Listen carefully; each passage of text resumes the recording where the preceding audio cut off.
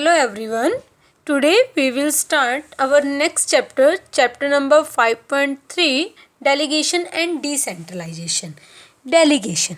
आज हम डेलीगेशन के बारे में पढ़ेंगे और अपनी नेक्स्ट वीडियो में हम डिसेंट्रलाइजेशन के बारे में पढ़ेंगे. डेलीगेशन क्या होता है? एक ऑर्गेनाइजेशन के अंदर जो एक मैनेजर होता है वो सारी चीज़ों को मैनेज करता है. अब उसके पास भी जो वर्कलोड होता है वो बहुत ज़्यादा हो जाता है. वो अकेला सारी चीज़ों को अच्छे से मैनेज नहीं कर सकता. तो अपने वर्कलोड को थोड़ा सा कम करने के लिए वो अपने वर्क को क्या कर देता है? शेयर कर देता है. शेयर कर देता है अपने एम्प्लॉइज के बीच. उसे ही क्या बोला जाता है? डेलीगेशन. कि एक ऑर्गेनाइजेशन में एक जो मैनेजर होता है वो सारा काम अकेले मैनेज नहीं कर सकता क्योंकि उसको बहुत सी एक्टिविटीज़ करनी होती है, मैनी एक्टिविटीज़ को परफॉर्म करना होता है. तो वर्कलोड उसके ऊपर बढ़ जाता है.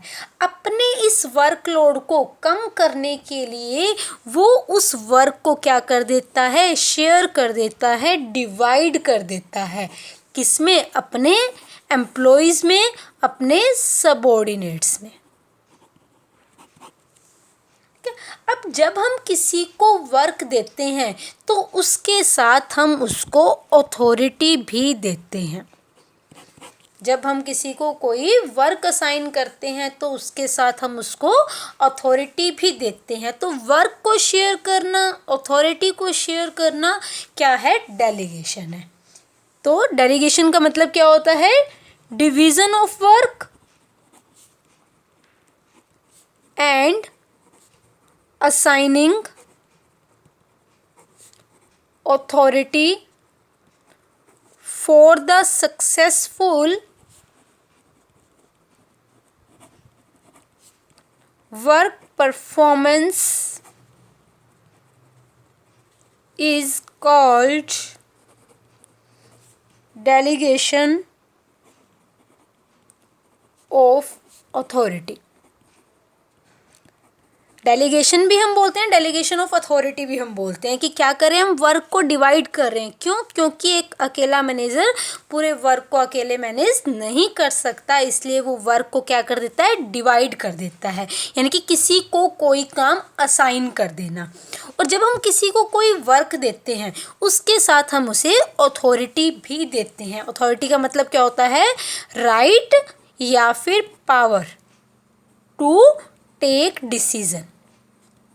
राइट या फिर पावर टू टेक डिसीजन. साथ में हम उसको डिसीजन लेने की पावर भी देते हैं. क्योंकि जब तक हम किसी को अथॉरिटी नहीं देंगे तब तक वो अपने वर्क को अच्छे से नहीं कर पाएगा. तो डेलीगेशन का मीनिंग क्लियर हो गया.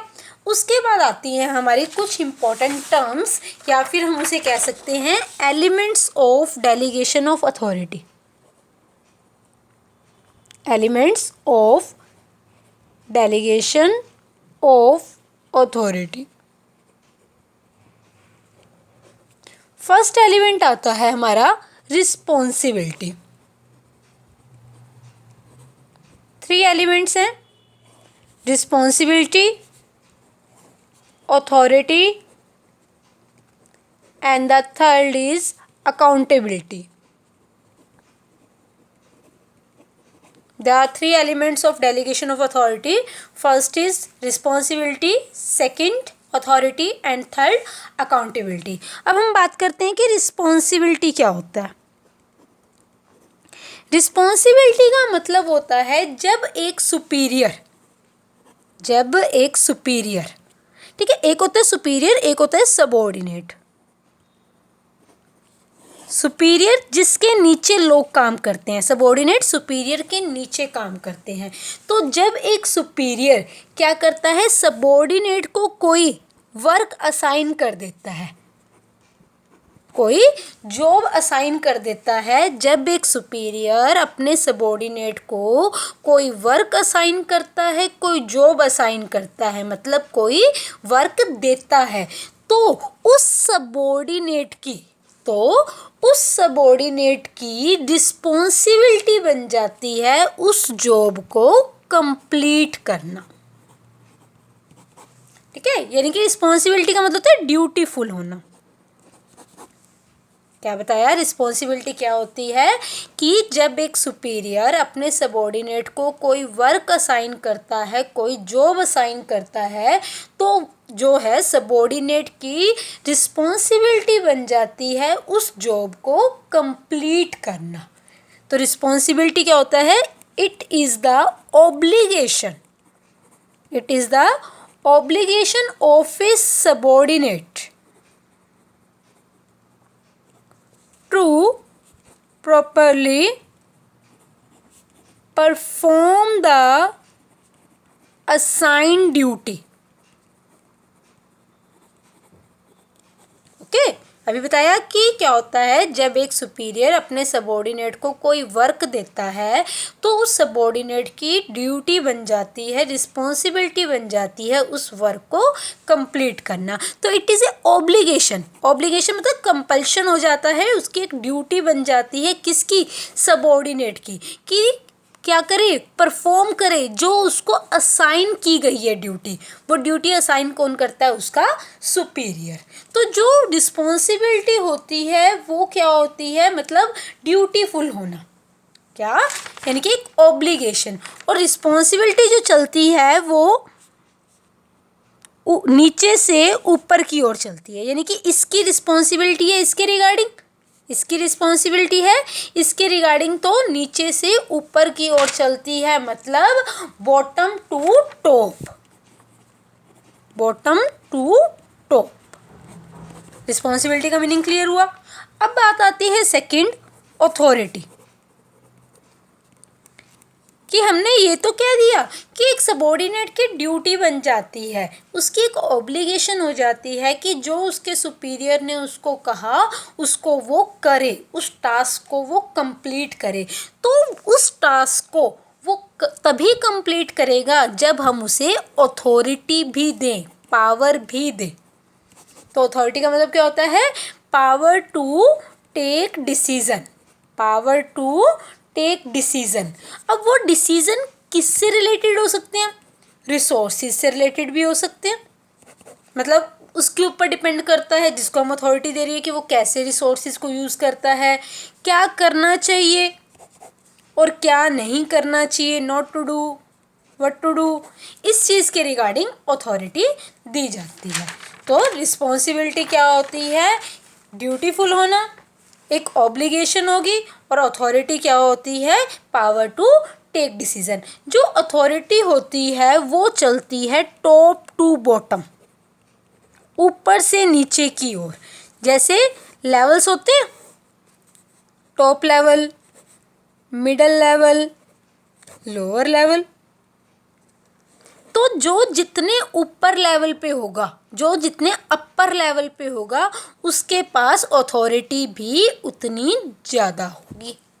जैसे जैसे लेवल डाउन जाते रहते हैं वैसे वैसे अथॉरिटी भी कम होती जाती है।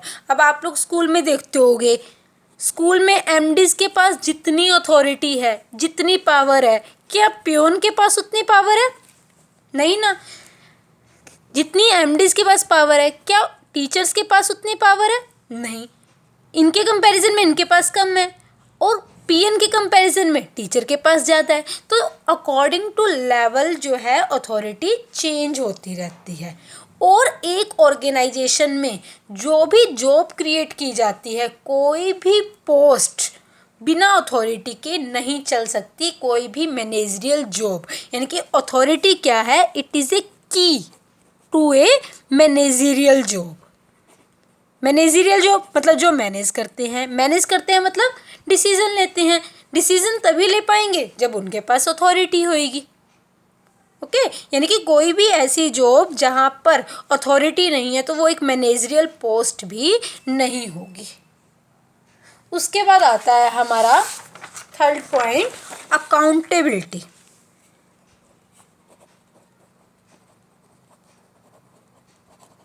थर्ड पॉइंट आता है हमारा अकाउंटेबिलिटी। अकाउंटेबिलिटी का मतलब क्या होता है? आंसरेबिलिटी। क्या होता है? आंसरेबिलिटी। सबसे पहले हम पर्सन को देते हैं रिस्पॉन्सिबिलिटी, मतलब उसको कोई ना कोई वर्क असाइन किया जाता है। जब हम उसे रिस्पॉन्सिबिलिटी देते हैं उसके बाद हम उसको देते हैं अथॉरिटी, मतलब उसको पावर दे दी, आप अपने अकॉर्डिंग काम करो, आप लोग डिसीजन लो। जब हम उसको रिस्पॉन्सिबिलिटी के साथ अथॉरिटी देते हैं तो वो पर्सन क्या बन जाता है? अकाउंटेबल बन जाता है, मतलब उसको आंसर करना होता है इन केस अगर वो अपने वर्क को, अपनी जॉब को प्रॉपर वे से नहीं करता। ठीक है, तो अकाउंटेबिलिटी का मतलब क्या होता है? Answerability of subordinates to his superior for his work performance।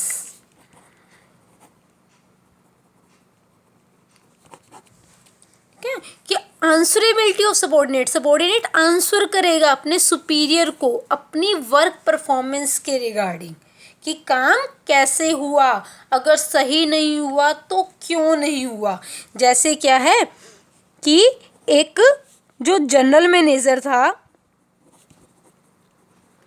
उसने परचेज डिपार्टमेंट के लिए एक परचेज मैनेजर अपॉइंट किया। ठीक है, और जनरल मैनेजर ने परचेज मैनेजर को बोला कि आपका वर्क है परचेज डिपार्टमेंट को देखना, आपका वर्क है परचेज डिपार्टमेंट को देखना। यानी कि जनरल मैनेजर ने परचेज मैनेजर को रिस्पॉन्सिबिलिटी दे दी, वर्क असाइन कर दिया, उसके साथ उसको अथॉरिटी दे दी कि आप खुद देखोगे रॉ मटेरियल आपको कितना चाहिए, कैसा चाहिए, कहाँ से परचेज करना है, कितना स्टॉक रखना है, कैसे करना है, और आपने ही देखना है कि आपने वर्क को कैसे डिवाइड करना है आगे अपने एम्प्लॉयज़ के बीच में। मतलब अथॉरिटी दे दी कि आपकी मर्जी है, आप अपने अकॉर्डिंग देखो, बस इस डिपार्टमेंट का काम प्रॉपर वे में चलना चाहिए। अब परचेज मैनेजर पे है, वो कहाँ से रॉ मटेरियल परचेज करता है, कितनी क्वांटिटी में, कितनी क्वालिटी का, कितना वो स्टॉक रखता है, ज़्यादा स्टॉक रखता है, कम स्टॉक रखता है, वो एम्प्लॉयज़ में वर्क को कैसे डिवाइड करता है, क्योंकि परचेज मैनेजर परचेज डिपार्टमेंट को देख रहा है, नो डाउट मैनेज कर रहा है, लेकिन परचेज डिपार्टमेंट में एक्टिविटीज़ तो बहुत सारी होती है ना, वो खुद थोड़ी करेगा, वो भी तो आगे क्या करता है, एम्प्लॉयज़ को अपॉइंट करता है। तो किसको कितना वर्क देना है वो सारा डिपेंड करता है परचेज मैनेजर पे। अब इन केस अगर परचेज डिपार्टमेंट अच्छे से रन नहीं कर पा रहा, कोई भी दिक्कत आ गई, तो उसके लिए अकाउंटेबल कौन होगा? परचेज मैनेजर, क्योंकि सबसे पहले रिस्पॉन्सिबिलिटी दी, उसके बाद उसको अथॉरिटी दे दी, अब क्या होगा? वो पर्सन अकाउंटेबल भी होगा। आया समझ? अब रिस्पॉन्सिबिलिटी जो होती है वो आगे डेलीगेट की जा सकती है, मतलब आगे ट्रांसफ़र की जा सकती है, शेयर की जा सकती है। अथॉरिटी भी आगे फर्दर, मतलब रीडेलीगेट कह सकते हो आप, एक तरह का रीडेलीगेट की जा सकती है, ये भी आगे ट्रांसफ़र की जा सकती है। बट जो अकाउंटेबिलिटी होती है ना, वो आगे ट्रांसफ़र नहीं होती, वो किसकी रहेगी? डेलीगेटर की। जैसे क्या है, सपोज करो मुझे प्रिंसिपल ने या फिर मेरे एचओडी ने मुझे एक वर्क दिया, मेरे एचओडी ने मुझे वर्क दिया, मुझे एक लिस्ट प्रिपेयर करने के लिए बोला। ठीक है, एचओडी ने किसको बोला? टीचर को। वर्क दिया यानी कि मुझे रिस्पॉन्सिबिलिटी दी। अब क्या हुआ, क्योंकि मेरे पे भी वर्कलोड था, मैंने क्या किया, अपने किसी सिबलिंग को या फिर मैंने किसी स्टूडेंट को बोल दिया बेटा ये लिस्ट बना दो। अब मैंने उस रिस्पॉन्सिबिलिटी को, उस वर्क को आगे ट्रांसफ़र कर दिया, शेयर कर दिया। अब क्या है, मुझे साथ में अथॉरिटी भी दी गई। ठीक है, आप अपने अकॉर्डिंग देख लो कैसे ये लिस्ट बनानी है, प्रॉपर वे में होनी चाहिए। अब क्या हुआ, उस लिस्ट में होगी थोड़ी सी गड़बड़ी। उस लिस्ट में क्या होगी, गड़बड़ी। अब क्या है, क्योंकि मैंने आगे अपने वर्क को ट्रांसफ़र कर दिया, मैं ये नहीं कह सकती कि लिस्ट मेरे से ख़राब नहीं हुई, लिस्ट जो रॉन्ग बनी है वो इस स्टूडेंट की वजह से बनी है या फिर मेरे सिबलिंग की वजह से बनी है। मैं ऐसा नहीं बोल सकती। अकाउंटेबल कौन रहेगा, मैं ही रहूँगी, वो टीचर ही रहेगा। अकाउंटेबिलिटी हम आगे ट्रांसफ़र नहीं कर सकते। रिस्पॉन्सिबिलिटी आगे हम किसी और को असाइन कर सकते हैं, डेलीगेट कर सकते हैं, बट अकाउंटेबिलिटी आगे डेलीगेट नहीं होती, ट्रांसफ़र नहीं होती। आया समझ। उसके बाद आता है हमारा process of delegation. Process of delegation वही सिंपल से पॉइंट है। सबसे पहले क्या होता है, असाइनिंग रिस्पॉन्सिबिलिटी।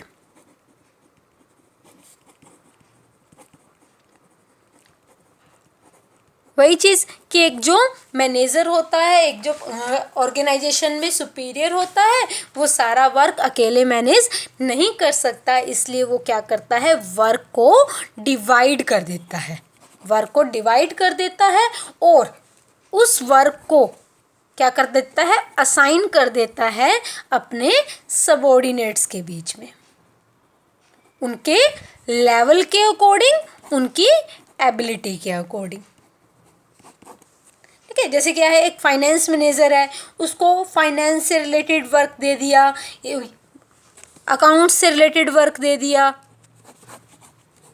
ठीक है, तो ये सारी चीज़ें होती हैं कि जब हम किसी को वर्क डिवाइड करते हैं तो हम उसके लेवल के अकॉर्डिंग, उसकी एबिलिटी के अकॉर्डिंग दे देते हैं। कि मान लो उसका जो स्पेशलाइजेशन है वो फाइनेंस है, MBA उसने की हुई है फाइनेंस से, तो क्या करेंगे, उसको फाइनेंस का, उसका अकाउंट्स का काम दे देंगे। अगर किसी की जो MBA है वो है मार्केटिंग से, तो उसको हम क्या करेंगे, मार्केटिंग से रिलेटेड एक्टिविटीज़ को मैनेज करने के लिए बोल देंगे। तो सबसे पहले हम क्या करते हैं, रिस्पॉन्सिबिलिटी असाइन करते हैं, वर्क असाइन करते हैं। उसके बाद जब हम किसी को रिस्पॉन्सिबिलिटी दे देते हैं तो फिर हम क्या करते हैं, उसको अथॉरिटी भी देते हैं, ग्रांटिंग अथॉरिटी। अथॉरिटी का मतलब आप लोगों को बता दिया, क्या होता है, power to take decision. Example जो हमने पहले लिया था वही ले लेते हैं कि एक जो जनरल मैनेजर है वो परचेज मैनेजर को बोलता है कि आपने परचेज डिपार्टमेंट को मैनेज करना है, उससे रिलेटेड जो भी एक्टिविटीज़ होंगी वो आप अपने अकॉर्डिंग देख लो, कितना रॉ मटेरियल परचेज करना है, कितना स्टॉक रखना है, अपने सबऑर्डिनेट्स में वर्क को कैसे डिवाइड करना है। उसके बाद लास्ट थर्ड पॉइंट क्या हो जाएगा, अकाउंटेबिलिटी। क्या हो जाएगा, अकाउंटेबिलिटी। अकाउंटेबिलिटी का मतलब अभी आपको बताया ही है कि क्या होता है, जब एक सुपीरियर किसी को रिस्पॉन्सिबिलिटी देता है, साथ में उसको अथॉरिटी दी जाती है। इन केस अगर वो पर्सन अच्छे से काम नहीं कर रहा तो उसको अपने सुपीरियर को आंसर करना होता है अपनी वर्क परफॉर्मेंस से रिलेटेड, कि ये काम प्रॉपर वे में क्यों नहीं हुआ। तो ये पॉइंट क्या बन जाता है, फिक्सिंग अकाउंटेबिलिटी। आया समझ। हमने क्या किया, स्टार्टिंग से एक बार रिपीट कर देते हैं कि एक जो मैनेजर होता है वो सारे के सारे वर्क को अकेले मैनेज नहीं कर सकता, इसलिए वो अपने वर्क को क्या कर देता है, लोगों के बीच में शेयर कर देता है ताकि उसका वर्कलोड कम हो जाए। तो डिवीज़न ऑफ वर्क, वर्क को डिवाइड कर देना, उसके बाद उनको अथॉरिटी दे देना ताकि उस वर्क को वो सक्सेसफुली कर पाए, उसे हम बोलते हैं डेलीगेशन। तो जो डेलीगेशन ऑफ अथॉरिटी है उसके 3 एलिमेंट्स हैं, responsibility, authority and accountability. Responsibility का मतलब क्या होता है, किसी को कोई जॉब असाइन करना। जॉब असाइन कौन करता है, एक सुपीरियर अपने सबॉर्डिनेट को। तो जो सबॉर्डिनेट है उसकी एक ऑब्लिगेशन हो जाती है, एक रिस्पॉन्सिबिलिटी बन जाती है अपने उस वर्क को कंप्लीट करना जो उसको सुपीरियर ने असाइन किया है। और ये चलती है बॉटम टू टॉप, मतलब नीचे से ऊपर की ओर। रिस्पॉन्सिबिलिटी यानी कि रिस्पॉन्सिबल ये है ना इसके लिए, इन्होंने इसको दी, और रिस्पॉन्सिबिलिटी अब इसकी बन गई, सबॉर्डिनेट की सुपीरियर के टुवर्ड्स। उसके बाद है authority, power to take decision. जैसे जैसे लेवल चेंज होते रहते हैं वैसे वैसे अथॉरिटी भी चेंज होती रहती है।